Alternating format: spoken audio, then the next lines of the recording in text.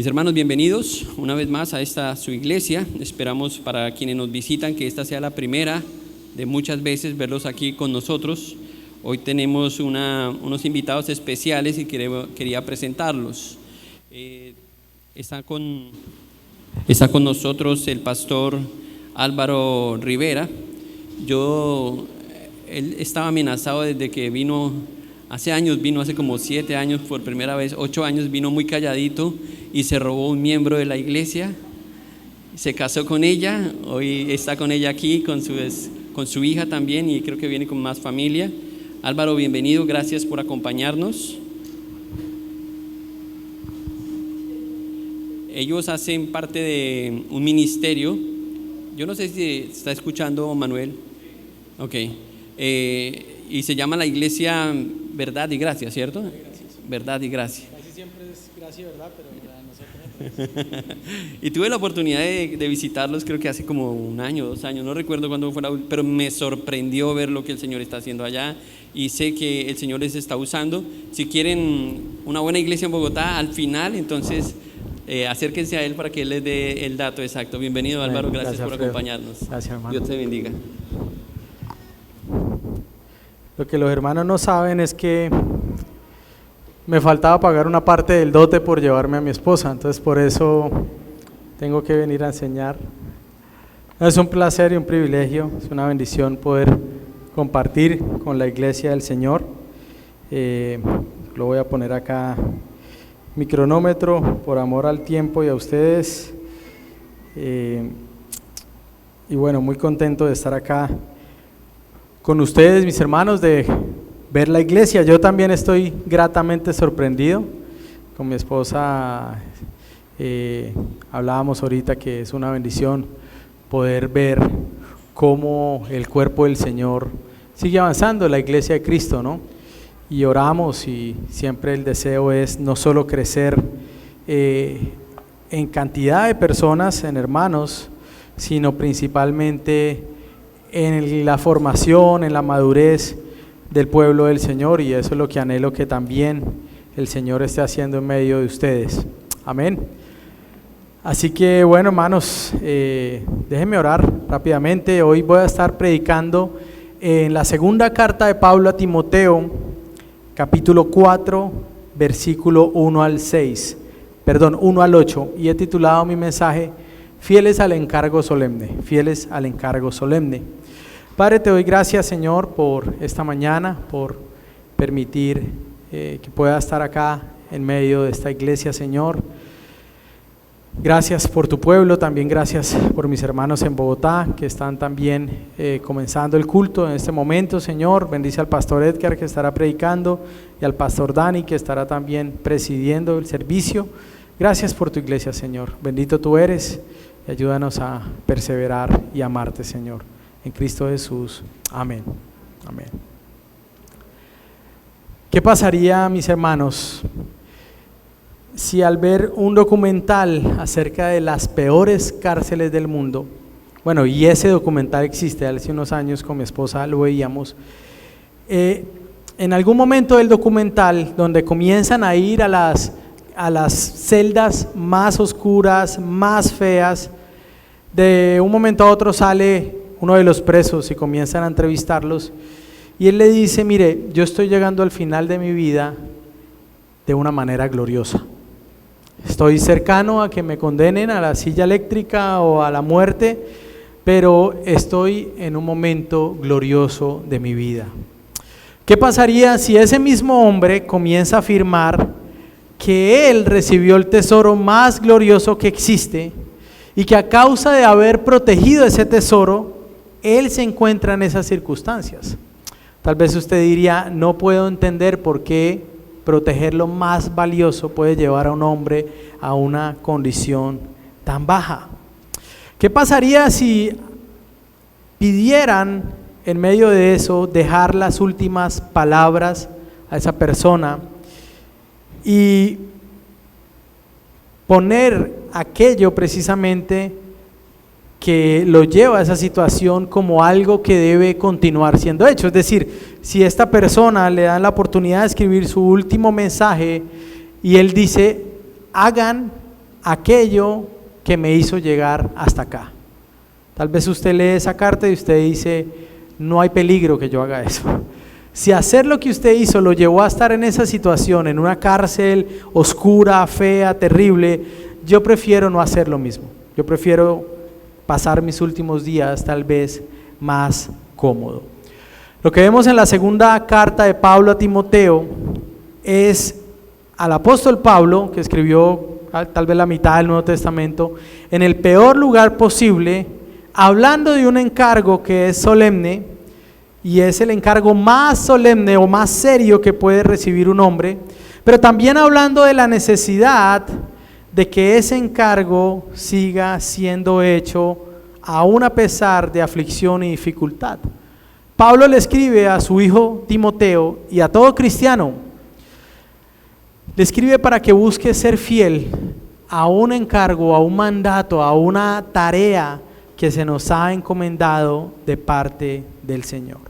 Quiero leerles entonces, segunda de Pablo a Timoteo, capítulo 4, versos 1 al 8, dice, en la presencia de Dios, estoy leyendo de la Nueva Biblia de las Américas, dice, en la presencia de Dios y de Cristo Jesús, que ha de juzgar a los vivos y a los muertos por su manifestación y por su reino, te encargo solemnemente, o te encarezco, creo que dice la Reina Valera, predica la palabra, insiste a tiempo y fuera de tiempo, amonesta, reprende, exhorta con mucha paciencia e instrucción, porque vendrá el tiempo cuando no soportarán la sana doctrina, sino que teniendo comezón de oídos, conforme a sus propios deseos, acumularán para sí maestros y apartarán sus oídos de la verdad y se volverán a los mitos. Pero tú, hablando Pablo a Timoteo, sé sobrio en todas las cosas, sufre penalidades, haz el trabajo de un evangelista, cumple tu ministerio. Porque yo ya estoy para ser derramado como una ofrenda de libación y el tiempo de mi partida ha llegado. He peleado la buena batalla, he terminado la carrera, he guardado la fe. En el futuro me está reservada la corona de justicia que el Señor juez justo me entregará en aquel día, y no solamente a mí, sino también a todos los que aman su venida. Mis hermanos, Pablo estaba, como les dije, en un lugar terrible. Los historiadores romanos como Salustio hablaban de ese lugar como un sitio horrible donde las personas iban a morir allí en la peor forma imaginable. Hay una sala inferior que está tal vez a unos 4 o 5 metros bajo tierra, cerrada con muros espesos y sólidos, con una bóveda de piedra, un calabozo oscuro, sucio, infectado, a donde en parte también llegaban los desechos del resto de presos que estaban en los niveles superiores. Ese nivel superior donde estaban los presos no tan malos, digamos, era un nivel que se conocía como cárcel. Por eso nuestras cárceles se llaman cárcel, ¿no? Los historiadores afirman que era un lugar infernal que despertaba terror de los enemigos de Roma. Es decir, Roma quería dejarle claro a las personas que no era una buena idea meterse con ellos. Por eso a los enemigos del Estado romano lo metían en ese terrible lugar.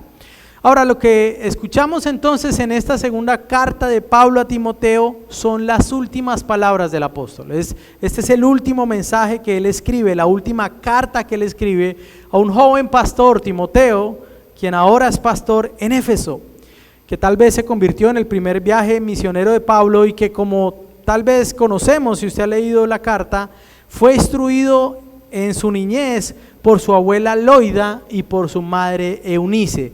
Su papá era un hombre pagano, era un hombre gentil, no conocía de la palabra del Señor, pero su abuela y su madre hicieron la tarea. Ahora, Pablo ya le había escrito en una oportunidad a Timoteo, por esta es la segunda carta.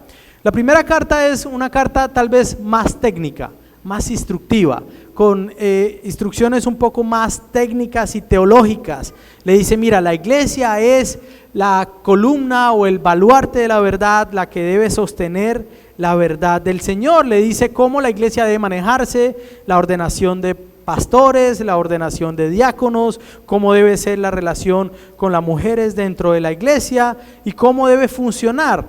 Pero ahora Pablo escribe una carta un poco más desde el corazón, es decir, un poco más melancólica, cargada tal vez con muchos más sentimientos. Escribe como un hombre que ha sido abandonado. Ahora imagínese, está en la peor cárcel posible y muchos de sus amigos se apartaron. Muchos de los que él instruyeron, como Figelo y Hermógenes, por ejemplo, se habían apartado de la sana doctrina. Pero algunos otros se habían también apartado y habían buscado otra vez seguir los asuntos de este mundo, como Demas. Nosotros hablamos que se escribe de Demas, que era un colaborador de Pablo, pero ahora en la última carta, la parte final, él dice, Demas me ha desamparado. Ahora, no todo es malo, porque Pablo también había quedado solo, porque había enviado a algunos otros a plantar iglesias en otras partes del imperio romano, así que había tal vez un sinsabor en la soledad de Pablo. Tal vez había alegría porque algunos estaban sirviendo al Señor, pero tal vez había tristeza porque algunos otros se habían apartado. Pero si esto no fuera poco, la soledad, la tristeza de la soledad, Pablo tenía un enemigo, se llamaba Alejandro el Caldelero, y este hombre se había opuesto constantemente a Timoteo. Ahorita el pastor hablaba sobre la gotera, ¿no? Y hablábamos en Proverbios. Ahora tal vez es más fácil cuando la gotera es su esposa, ¿no? Pero esta gotera es un hombre que abiertamente es su enemigo. Es un hombre que abiertamente está en contra del mensaje del evangelio. Así que, hermanos, digo esto para que nosotros entendamos un poco el cuadro y veamos que Pablo está escribiendo como un hombre en la situación más difícil posible, tanto en las circunstancias externas como también en lo que está pasando en su alma. Porque usted puede tener circunstancias exteriores negativas, pero en su corazón mantener gozo. Pero Pablo tiene un corazón un poco atribulado en este momento y las situaciones externas no lo ayudan. Mi deseo entonces, mis hermanos, esta mañana, al explorar esta primera parte de las palabras finales de Pablo, es que podamos abrazar esta verdad. No importa si usted se olvida de mi cara, de mi rostro, de ese pastor que vino alguna vez de Bogotá, si usted recuerda esto, entonces habré sido exitoso. Y lo que quiero que recuerde es lo siguiente, hermano, nosotros debemos predicar la palabra de Dios con fidelidad y urgencia. Un mensaje corto, menos de 13 palabras. Debemos predicar la palabra de Dios con fidelidad y urgencia. Y quiero darle dos razones por las cuales debemos predicar la palabra de Dios con fidelidad y con urgencia. Primero, versículos 1 al 5, porque es un encargo solemne o un encargo serio y de mucho valor en tiempos peligrosos. Y segundo, porque tenemos esperanza de predicar y acabar la carrera. Hermanos, es un encargo solemne en tiempos peligrosos. Pablo le escribe a un hombre, a un joven Timoteo, que vive en tiempos peligrosos. Nuevamente, versos 1 al 5 dice, en la presencia de Dios y de Cristo Jesús, que ha de juzgar a los vivos y a los muertos por su manifestación, por su reino, te encargo solemnemente.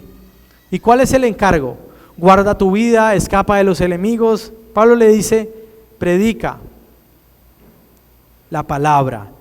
Insiste a tiempo y afuera de tiempo, amonesta, reprende, exhorta con mucha paciencia e instrucción o doctrina, como dice también en la Reina Valera, porque vendrá tiempo, y ha llegado el tiempo, hermanos, cuando no soportarán la sana doctrina, sino que teniendo comezón de oídos, conforme a sus propios deseos, acumularán para sí maestros y apartarán sus oídos de la verdad y se volverán a los mitos. Pero tú, sé sobrio en todas las cosas, sufre penalidades, haz el trabajo de un evangelista, cumple tu ministerio. Mis hermanos, este llamado que Pablo hace con urgencia es algo que muestra también el anhelo del corazón de Pablo. No es un encargo común, no es una recomendación cualquiera, tampoco es un consejo. Pablo utiliza las palabras de más alta importancia para darle esta instrucción a Timoteo. Si usted tiene la Reina Valera, ahí va a decir te encarezco, es decir, te ruego, pero te ruego envuelto en un sentido de obligación, es decir, Timoteo, tú tienes que hacer esto. Este es un llamado que todo pastor que desea ser fiel al Señor debe abrazar, pero también es un llamado que todo aquel que crea que la palabra de Dios es útil y es inspirada por Dios, debe entonces también hacer. Ahora, es un encargo solemne porque se hace delante de Dios y de Cristo, como dice Pablo, como aquel que va a venir ¿a qué? A juzgar a los vivos y a los muertos. Él vendrá a juzgar a todos los hombres. Entonces es solemne ese encargo porque procede de aquel delante del cual nosotros vamos a estar al final de nuestra vida. Este lenguaje que Pablo usa era el mismo lenguaje con el cual se tomaba juramento en los tribunales legales en Grecia. Se exigía de un testigo en el juicio que dijera la verdad o que diera testimonio. Entonces la solemnidad de ese llamado fluye de la realidad de que Cristo va a volver. Pablo dice, mira Timoteo, este llamado es urgente, es importante, es solemne. ¿Por qué? Porque Cristo va a regresar. Ahora, si usted trabaja, hay personas que trabajan en empresas muy grandes, compañías muy grandes, ¿no? Multinacionales. Y si usted trabaja en uno de esos lugares y su jefe, que usted ve todos los días, le da una orden, pues si usted es cristiano y usted es un buen trabajador, usted lo va a hacer. Pero no es lo mismo, por ejemplo, si usted trabajara en Coca-Cola y le avisen, miren, vamos a tener la visita del presidente, del CEO, del presidente mundial de Coca-Cola. Usted dice, wow, tremendo, y seguro Santa Marta se paralizaría, ¿cierto? Y llega el día, el gran día, usted se lleva su mejor ropa porque posiblemente lo ve pasar, ¿no? Y efectivamente el presidente de Coca-Cola llega, pero no solo llega, sino que manda a su jefe a que lo llame a usted. Y usted está ahí y usted dice, ¿qué pasó? No creo que me echen porque no vendría alguien así para echarme tampoco. Entonces usted entra a la oficina donde está este personaje y le dice, mira, quiero hablar contigo porque tengo un encargo para ti. El sentido con el que usted va a hacer esa labor, seguramente, hermano, no es el mismo del sentido con el que usted lo haría solamente porque su jefe inmediato lo haga. Es una persona mucho más elevada. La responsabilidad, el peso que hay en esa orden es mucho mayor. Pablo le dice a Timoteo, mire, el encargo está puesto delante de Dios. Cristo mismo es el que hace este encargo. Ahora, ¿cuál es la labor que está involucrada? Predica, ¿no? Y sí, hermanos, estamos llamados a predicar. Tal vez algunos, cuando pensamos en las cartas de Pablo a Timoteo, dicen, bueno, esas cartas les dicen cartas pastorales. Yo no soy pastor, entonces esa carta no es para mí. No, esa carta es para todos. Porque los pastores al final lo que tratamos de hacer y lo que el Señor nos ha llamado a hacer es ser un ejemplo para que el resto de los cristianos puedan ver, al menos de una manera muy débil como lo hacemos generalmente, cómo deberíamos vivir todos los cristianos. Así que cuando Pablo le habla a Timoteo y le habla a los pastores, Pablo también está hablando a todos los cristianos. Así que mis hermanos, somos llamados a predicar, pero no en cualquier forma. No estamos llamados a adornar el evangelio con un montón de chistes o con un montón de chascarrillos o un montón de historias, de películas que me vi, de cosas que me pasaron en la infancia. No porque esto esté mal en sí mismo, pero el centro de mi mensaje no es nada de eso. Pablo le dice, mira Timoteo, predica la palabra del Señor, no tus propios pensamientos. Predica la palabra del Señor. Decía Pérez Millos que es una proclamación hecha en nombre de Dios. Es decir, el hombre que predica la palabra del Señor está hablando de parte del que inspiró la palabra. Si su mensaje está centrado acá. Si el mensaje del predicador está centrado en la Escritura, él puede decir con limpia conciencia, hermanos, hoy vengo a hablar de parte del Señor. Ahora, cuando hoy día, y tal vez los jóvenes que están acá saben mucho más de esto, cuando hoy día alguien cita algo que procede de otra persona, debe ponerlo en comillas, ¿no? Depende de lo que usted le pidan en la universidad o en el colegio, debe usar APA, la norma APA o alguna norma para citar autores, y usted, si hace un trabajo y no pone, o si habla en un ámbito académico y no dice que las palabras que dice son de otra persona, usted puede meterse en un problema. Y hay países donde incluso usted puede perder su trabajo o ser expulsado de la universidad o ir a la cárcel. Ahora, si usted nombra a alguien como autor de un texto o una idea y esa persona no lo dijo, usted también se puede meter en un problema, porque usted está desprestigiando a la persona que está citando. Mis hermanos, cuando nosotros predicamos la palabra del Señor, como no hablamos nuestras propias palabras, estamos literalmente buscando citar las palabras de Dios. Estamos diciendo, Dios dijo. Y si Dios estuviera, bueno, Dios está en medio de nosotros, pero si tuviéramos una imagen visible del Señor sentado allí, escuchando nuestro sermón, tal vez Dios se pararía en muchos púlpitos hoy y diría, yo nunca dije eso. Diría, yo nunca dije eso. Pablo le dice, tú estás hablando de parte de Dios, pero también delante del Señor, de aquel que creó los cielos y la tierra. O sea, esta persona que recibe el encargo, por ejemplo, del presidente de Coca-Cola, después tiene que transmitirlo y tiene que usar las palabras adecuadas de acuerdo a lo que recibió, no se puede salir. Él no puede hablar en nombre del presidente de Coca-Cola y mandar a hacer cosas extrañas.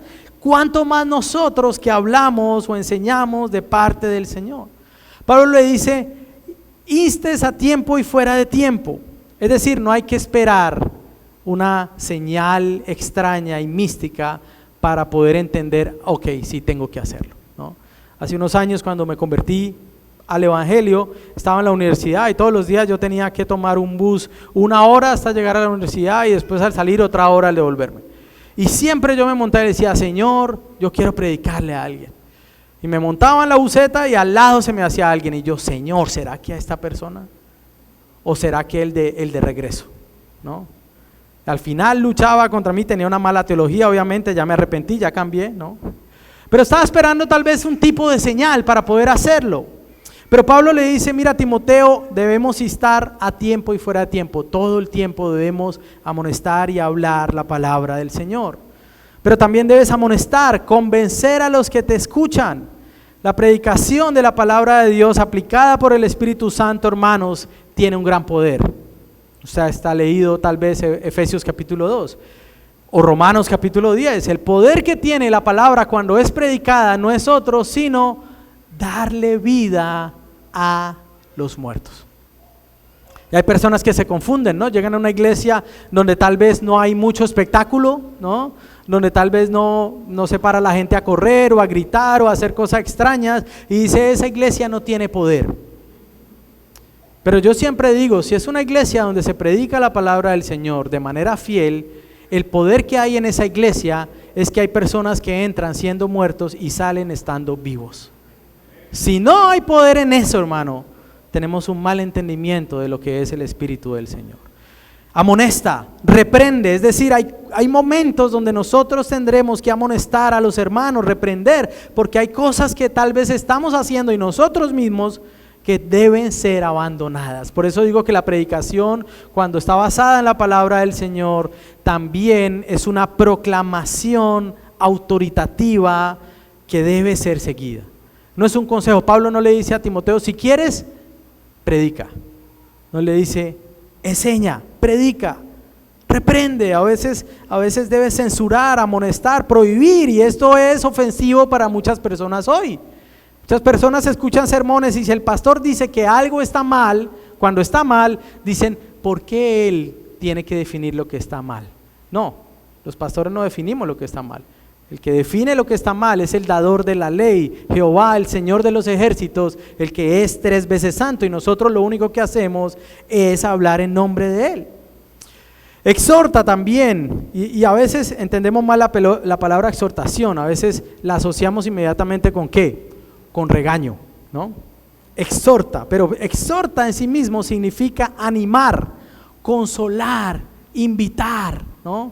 Así que cuando el pastor lo llame y le diga, hermano, mira, necesito verme contigo esta semana, quiero verme contigo porque quiero hacerte una exhortación, no se asuste. Piensen que el pastor lo va a animar a que usted crezca y sea más como Jesús en algo. Pero la exhortación debe ser entonces con doctrina y con toda paciencia. No exhortamos para buscar que sea evidente que tenemos la razón y que el resto está equivocado. Exhortamos con paciencia y doctrina porque el propósito de la exhortación no es ganar una contienda, no es tener la razón, sino que la persona que es mi hermano en la fe sea más como Cristo. Pero para poder hacer esto, también debemos conocer a los que enseñamos. El pastor y todos los que enseñamos la palabra del Señor en la iglesia, pero también en otros espacios, debemos conocer la condición de aquel a quien le hablamos. Hablando del pastor en específico, los pastores debemos conocer la condición del rebaño y mantenernos sensibles, decía Daniel Akin, como un mensaje particular que se está abordando. Es decir, si yo conozco a mi hermano, si yo sé quién es él, yo puedo entender qué necesidades hay en su vida. Ahora, la palabra de Dios tiene una capacidad maravillosa, asombrosa y milagrosa, que hoy estando yo acá en Santa Marta, sin conocerlos a ustedes tanto como se pudiera, seguramente estoy diciendo cosas que están hablando a su corazón, porque es la palabra del Señor. Pero ¿cuánto más su pastor? ¿Cuánto más? Yo siempre digo, a veces los hermanos, uno va a conferencias, ¿no? Y dice, wow, pastor, y enseñaron esto. Y uno dice, pues, llevamos como 3 años pues enseñando lo mismo, ¿no? Conocemos, nadie puede hablar a tu corazón como el pastor en la iglesia local. Sin importar qué gran teólogo sea, cuántos títulos de doctorado tengan, los pastores de la iglesia local pueden hablar de una manera profunda porque conocen al rebaño del Señor.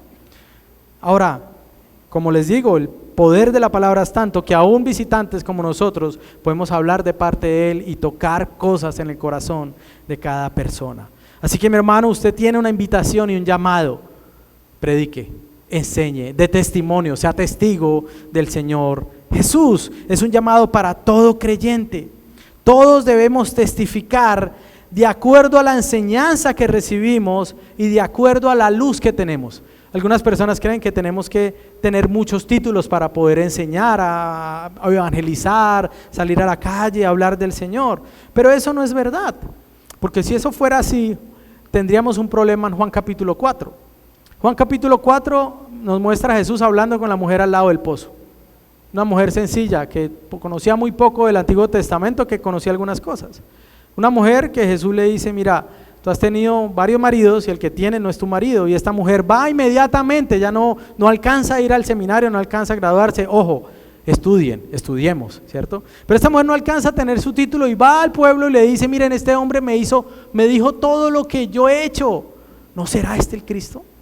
El resultado, una ciudad convertida al Señor. Cristo viniendo a hablar. Ahora, porque ella habló lo que había encontrado, hermano, nosotros hablamos de aquello que amamos, de aquello que amamos.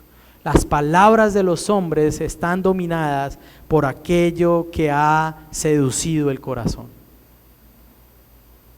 Si usted va a un mal restaurante a comer, generalmente usted no va a hablar mucho de eso. Pero si usted va a un lugar que entra a su top 3 de comida en su vida, usted seguramente va a hablar de eso con todas las personas. Hermanos, el evangelio es el tesoro más dulce y más valioso que existe. Tus palabras, dice el salmista en el Salmo 119, son más valiosas que mucho oro y que mucha plata. Tus palabras para mí son más dulces que la miel, es lámpara a mis pies. Tu palabra, hermanos, debemos hablar de lo que amamos. Ahora, el problema es, y la gran pregunta es, ¿ama usted al Señor que está escrito en esta palabra? ¿Habla usted o ama usted de aquel que inspiró esto? ¿Lo ama? ¿Lo conoce? Ahora, si usted no lo conoce, la buena noticia es que es un día hoy para que usted lo conozca. Hoy es un buen día para que usted venga a Cristo.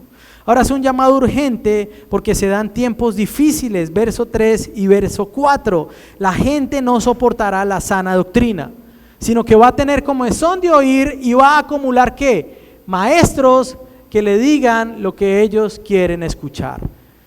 Si ustedes hicieran una publicidad en Facebook y dijeran, venga a Impacto Bíblico en 8 días porque va a haber mañana de milagros y prosperidad, todos se van a ir con el número del chance o del baloto para jugarlo.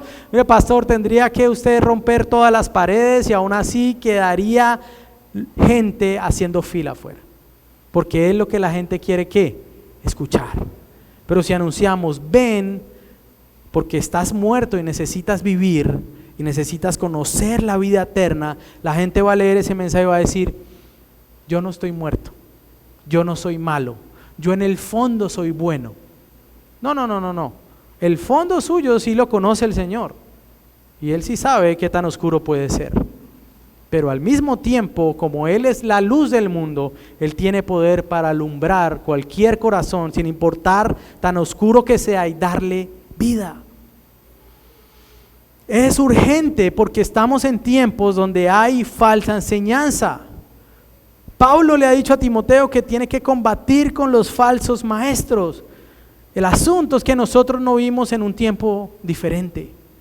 Si yo le pregunto cuántas falsas iglesias y cuántas sectas hay en Barranquilla, tal vez no nos alcanzan los dedos de las manos y de los pies para contarlos. Y si le pregunto cuántas iglesias sanas que enseñan la Biblia están en esta ciudad, tal vez no nos alcanzan los dedos, nos sobran dedos de una mano. Enfrentamos falsa enseñanza, el liberalismo teológico, los que le dicen la Biblia no es la palabra de Dios. Hay palabra de Dios en la Biblia, pero ella no es la palabra de Dios. ¿Qué? Entonces, ¿cómo puedo acercarme a este libro si no es la palabra de Dios? Falsas enseñanzas en relación al deber de los cristianos de guardar las tradiciones judaicas, ¿no? ¿Usted es cristiano? Perfecto, pero te falta circuncidarte, pero te falta guardar el Shabbat, te falta dejar de decir Jesús y empezar a decir Yeshua HaMashiach, te falta hacer esto, te falta hacer lo otro, y tú dices, pero ¿cómo es posible si yo leo Gálatas y me dice otra cosa? Falsas enseñanzas en relación a la deidad de Cristo, los testigos de Jehová. Jesús no es Dios, fue el primer ser creado. No, pero la Biblia me dice que Él era desde antes del principio, que el verbo estaba con Dios y que el verbo era Dios. No, la Biblia enseña que Jesús es Dios. Falsas enseñanzas como el Evangelio de la Prosperidad que dije hace un momento. Enfrentamos falsas enseñanzas, hermanos, a todo nivel. Falsas enseñanzas que digan que el cristiano puede ser cristiano, pero al mismo tiempo puede pertenecer al movimiento LGBTQXYZ y no arrepentirse, ¿no? El cristiano puede ser cristiano, pero al mismo tiempo ser un polígamo. El cristiano puede ser cristiano, pero puede ser pansexual. O sea, hay falsas enseñanzas a todo nivel. Estamos en un tiempo tal vez peor que el tiempo que vivió Timoteo. Así que debemos ser fieles a lo que tenemos que hablar. Tenemos que ser fieles en lo que tenemos que enseñar. El llamado de los ministros no es innovar, no es hacer algo que haga que la gente se asombre, no es ser innovador, sino ser fiel. Ese es el llamado. Alguna vez en COVID, no sé si acá pasó, Alfredo, pero alguna vez en COVID escuché una frase que decía, el tiempo de reinventar la iglesia llegó con el COVID. Y wow. ¿Cómo es posible? Yo dice un pastor, no sé si reírme o irme a la guerra, porque es falso. No habrá ningún tiempo en el cual la iglesia deba reinventarse. La iglesia debe volver a su original todo el tiempo. Por eso decimos que la reforma lo que hizo es traer la forma nuevamente, la forma que era desde el principio lo que está en la Escritura. Hermanos, hay dificultad porque los hombres no quieren la sana doctrina, buscarán maestros que les hablen de lo que ellos quieren escuchar. Es urgente que prediquemos con fidelidad. Mis hermanos, nuestro llamado es proclamar el evangelio con fidelidad y urgencia.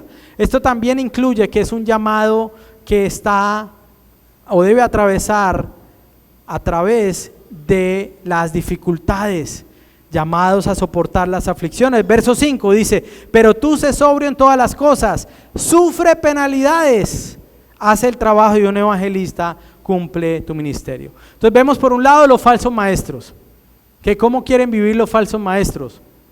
Bien, cómodamente, tener, ¿no? Lujo, vida cómoda, carnal, vida lujosa, porque es la manera como ellos ven el evangelio de una manera distorsionada. Pero en contraste con los falsos maestros, Pablo le dice a Timoteo: sufre penalidades. ¿Sabe usted que el sufrimiento es una de las promesas incluidas en el evangelio? Ya es triste porque hay muchas iglesias que dicen que son cristianas y su eslogan principal, ¿cuál es? Pare de sufrir. Pero el evangelio dice: sufre penalidades como buen soldado de Cristo. Ahora, ¿por qué?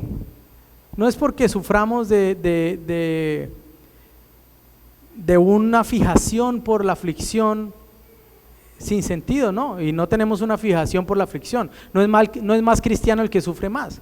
Pero el asunto es que hay cosas que Dios nos va a enseñar solamente a través de la aflicción. Y si no es así, dígame si sus oraciones en medio de la dificultad, la enfermedad o la escasez son igual de apasionadas a sus oraciones cuando todo está saliendo bien. ¿Es o no es? Decía Robert Leighton: la aflicción es el polvo de diamante que el cielo utiliza para pulir sus joyas. ¡Wow! Eso es tremendo. Piensen eso cuando estemos pasando nuevamente por alguna aflicción o dificultad. Dios está puliéndome. Dios está haciendo algo en mi vida. En este momento no sé qué es. Mientras atravesamos la situación, a veces no podemos verlo. Pero cuando estamos al otro lado, podemos mirar atrás y decir: ay, Señor, gloria a ti. Gracias, Señor.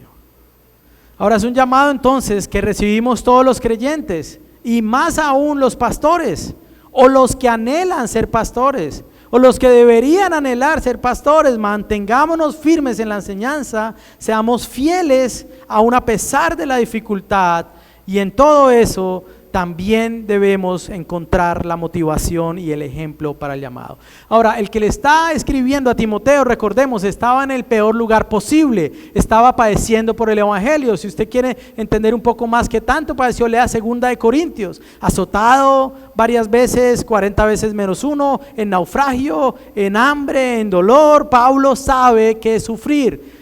Pero Pablo está llegando al final de sus días como un hombre vencedor, y eso lo hablaré en un momento. Ahora, Pablo se muestra a sí mismo o escribe como un ejemplo de perseverancia en el sufrimiento, pero Pablo a sí mismo recibió su llamado de aquel que es el ejemplo de siervo que sufre y que tiene victoria en medio del sufrimiento, del ejemplo más glorioso que es Cristo mismo. El que le dice a Pablo: yo te mostraré cuánto es necesario padecer, ¿quién es? Jesús. El único que padeció sin merecer padecer. Porque Pablo había pecado en Pablo. Es decir, si lo viéramos de esa manera, pues Pablo no era santo, ni Timoteo tampoco, pero Cristo, siendo el único que no merecía padecer, sufrió para que los que merecemos una eternidad en el infierno seamos librados de la condenación y podamos llevar y tener una vida eterna unidos con Él para siempre. Amén. Así que Él es nuestra motivación, nuestro ejemplo en el sufrimiento y el ejemplo de la obediencia a pesar de la dificultad. Hermanos, predicamos el evangelio como hombres que sufrirán aflicción, porque la vida eterna fue asegurada por medio de la aflicción del justo. Si sacamos la aflicción del mensaje del evangelio, no hay evangelio. No hay evangelio, no hay mensaje.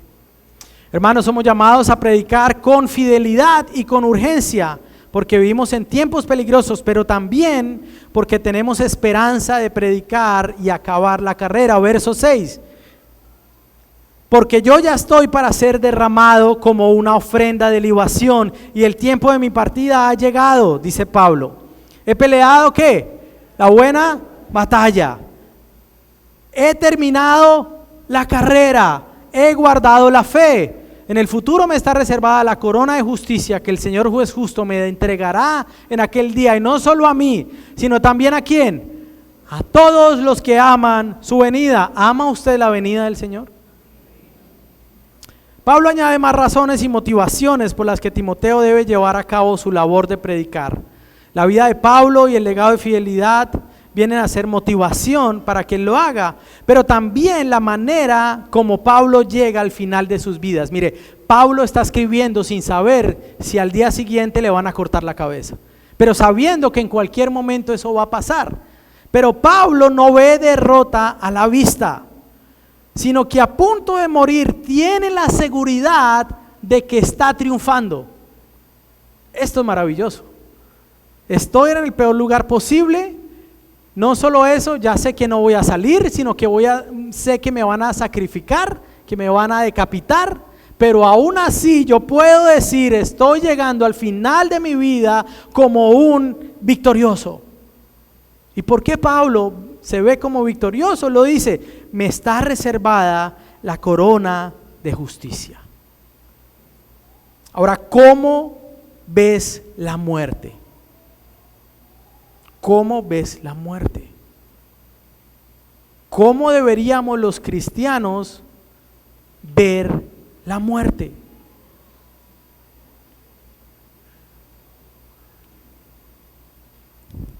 A veces la vemos como si fuera, bueno, yo siempre digo que la muerte es un visitante que no queremos recibir, pero al mismo tiempo, si vamos más hacia el fondo, para nosotros los cristianos, como decía Pablo también, el morir es ¿qué?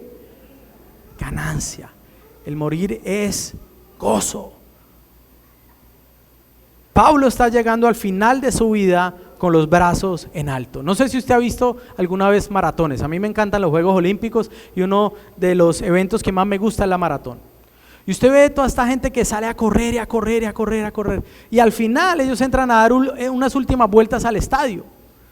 Y usted ve que llega, de vez en cuando pasa algo extraño y pasa alguien de tez clara llegando al principio, llega casi destruyéndose, ¿no? Casi muerto. Y después llega el grupo de los etíopes, ¿no? Como si nada hubiera pasado, y tal vez la persona va más adelante, pero ellos aprietan un poco, lo pasan, lo dejan lejos y llegan y ganan el premio, ¿no? Yo anhelo llegar al final de mis días en la fe como aquellos que llegan con fuerza para correr los últimos metros más rápido. Todo cristiano debería anhelar. A veces hay momentos de la carrera donde queremos tirarnos a un lado del camino y esperar que alguien traiga agua para pararnos otra vez. Pero debemos pedirle al Señor que nos ayude a llegar al final con las fuerzas para seguir proclamando de Él, como Pablo está llegando. Ahora, Pablo se ve como una ofrenda al Señor. Él dice, mi vida está por ser derramada como una ofrenda y un sacrificio a Dios. No un sacrificio para ganar algo, porque ya Él me lo dio todo. Un sacrificio para mostrar mi agradecimiento y mi gozo por todo lo que Él hizo en mi vida. Deberíamos decir que anhelemos o debemos anhelar que nuestras vidas sean ofrendas de gratitud a nuestro Señor. Pablo dice, el tiempo de mi partida ha llegado. Mark Hughes habla sobre esto y Brian Chappell, y ellos dicen, la palabra que se traduce como partida se utilizaba en la literatura griega para describir la liberación de un barco de sus amarras, o como un soldado que suelta las cuerdas de su tienda y se encamina para llegar a su casa. Es como un barco levando anclas, soltando las cuerdas y subiendo con la marea para que los vientos lo lleven al mar. Pablo está diciendo, mire, las correas que me amarran a este mundo están siendo levantadas. Voy finalmente a navegar para llegar a mi casa. Al fin, después de correr, después de batallar, después de pelear, al fin el ancla se ha levantado. Y yo voy directo a encontrarme con mi Señor. ¿Vemos así la muerte? Como el momento donde nuestras anclas serán levantadas para al final llegar a la presencia de nuestro bendito Salvador. Ahora Pablo le habla a Timoteo y le recuerda, mira, Timoteo, tú eres alguien que es la prolongación de una generación que estaba detrás tuyo. Tú eres el legado de alguien más. Y Pablo no cobra mucho crédito por Timoteo, habiendo sido su padre en la fe, sino que él recuerda a quién, a su mamá y a su abuela. Le dice, mira Timoteo, tú eres el resultado de la fidelidad también de dos mujeres. Yo quiero dar ánimo en este sentido, porque yo sé también lo difícil que es para una mujer cristiana levantar hijos temerosos del Señor en soledad. Pero hay que cobrar ánimo, porque aún lo que invertimos en nuestros hijos es inversión en la que tenemos esperanza. No porque se trate de nuestra capacidad, sino porque se trata de la fidelidad del que nos llamó. Debemos darle gloria a Dios. Pablo le dice a Timoteo, mira Timoteo, yo ya me voy a ir, ya me van a sacrificar, ahora te toca a ti. ¿Y qué tienes que hacer?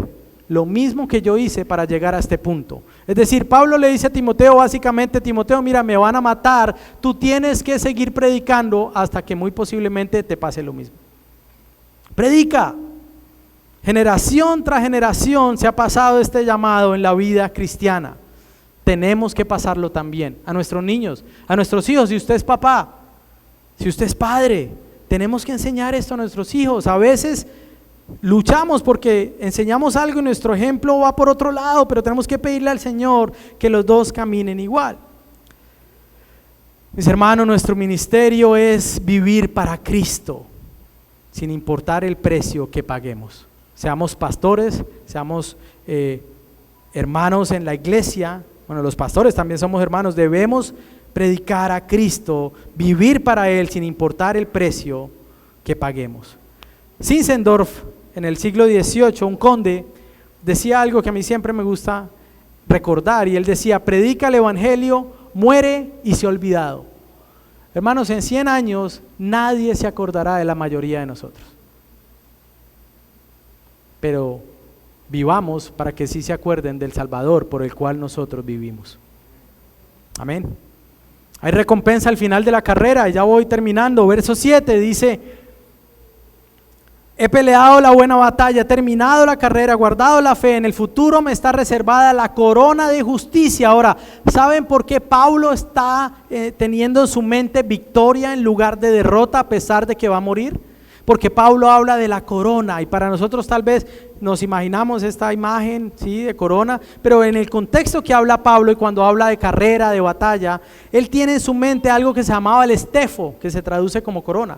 El estefo era la corona que le daban a los que ganaban en las Olimpiadas, pero también a los que ganaban en el Coliseo romano. Y el que ganaba en el Coliseo romano no era el que moría, era el que sobrevivía y mataba al otro gladiador, o el que mataba a las bestias. A Pablo lo van a matar, pero él dice, me van a dar el estefo.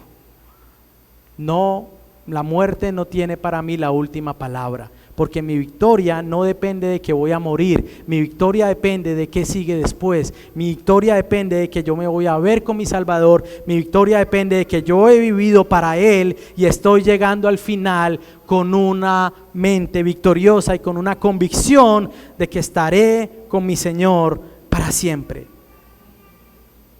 Esa es la seguridad que debemos tener cuando enfrentemos la muerte, que la corona, el estefo nos espera.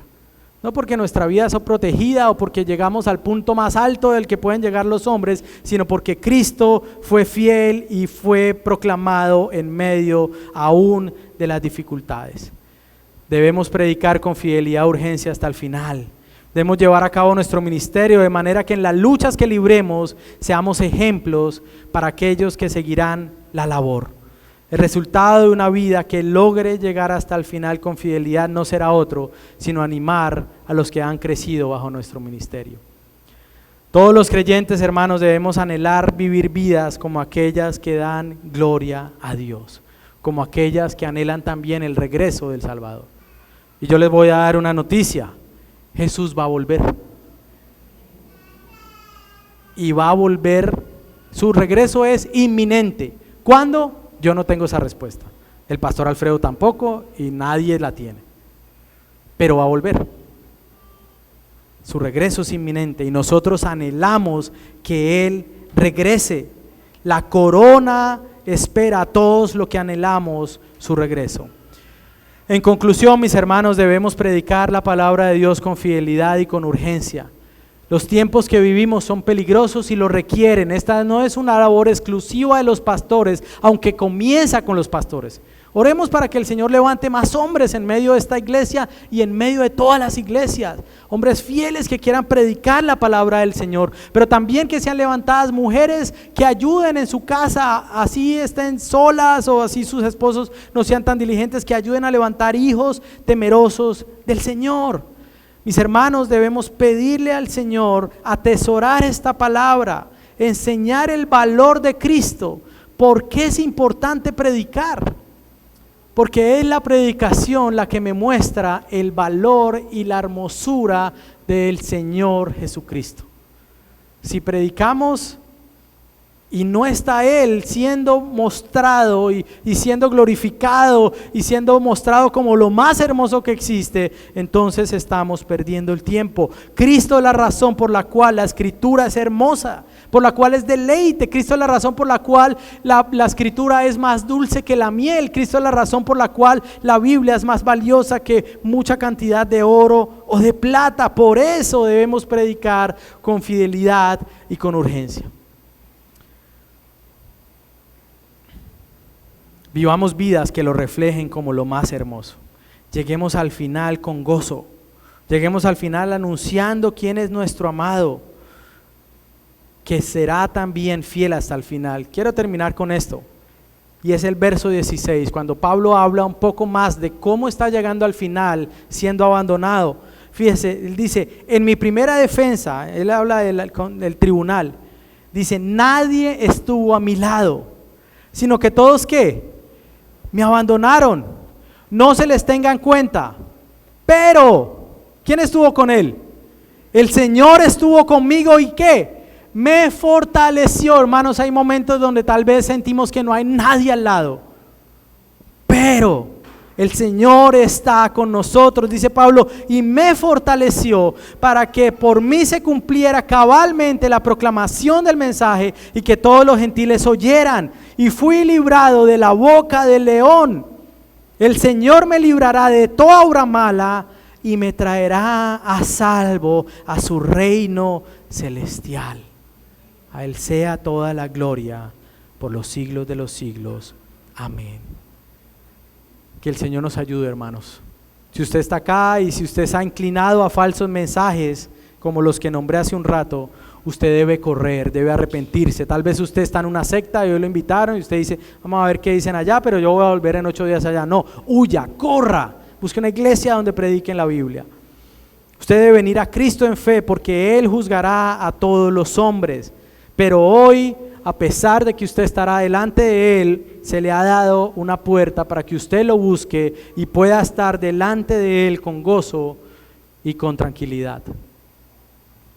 Finalmente, iglesia, debemos pedirle al Señor que vivamos vidas con el propósito de predicar con urgencia y con fidelidad. Que podamos hacerlo en nuestra casa, a nuestros hijos, a nuestra esposa, a todo el que nos rodee, que podamos hablar del Señor.